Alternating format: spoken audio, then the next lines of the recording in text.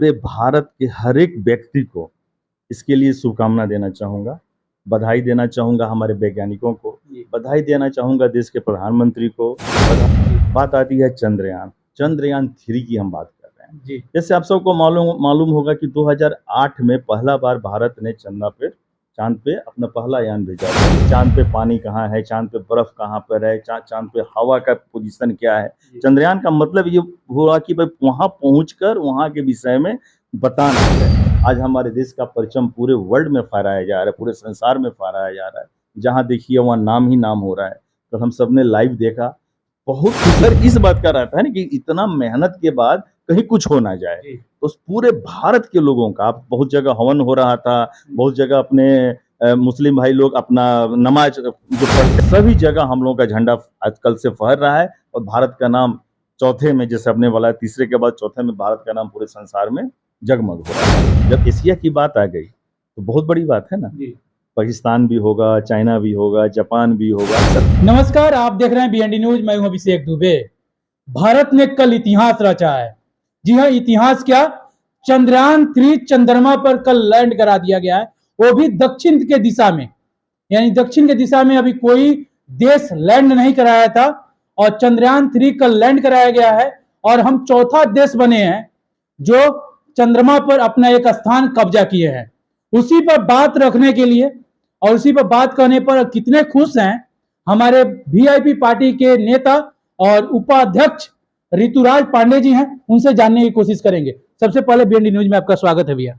आपको भी और आपके सारे दर्शकों को हमारे तरफ से ढेर सारी शुभकामनाएं। आपके चेहरे पे खुशी बता रही है कि चंद्रयान 3 जो भारत ने इतिहास रचा है उसका चेहरा खुशी आप बता रहे, क्या कहेंगे इसके बारे में? देखिए, सबसे पहले तो मैं पूरे भारत के हर एक व्यक्ति को इसके लिए शुभकामना देना चाहूँगा।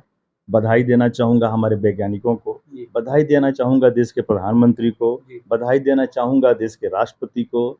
जितने जितने लोग इससे जुड़े हुए हैं, इसरो से जुड़े हुए हैं, सभी लोगों को मैं बहुत सारा बधाई देना चाहूँगा।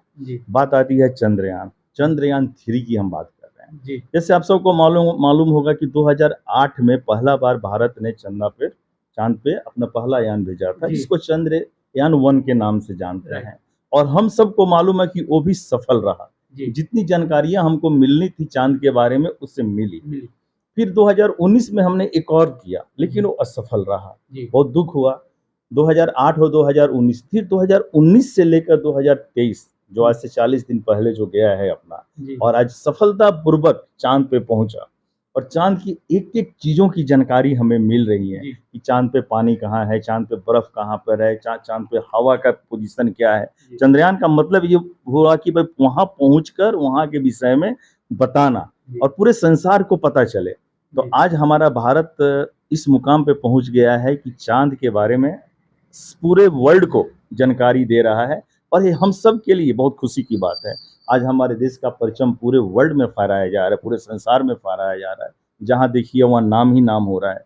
तो हम सब ने लाइव देखा, बहुत खुशी की बात है। और मैं स्पेशली इन वैज्ञानिकों को जिन्होंने जिन्होंने बहुत मेहनत, कड़ी मेहनत, तपस्या करके इस मुकाम पे इस चंद्रयान 3 को पहुंचाया है, उन सभी को हम अपने कल्याणपुर विधानसभा 16 की हर एक जनता की तरफ से उनको धन्यवाद देना चाहते हैं, शुभकामना देना चाहते हैं।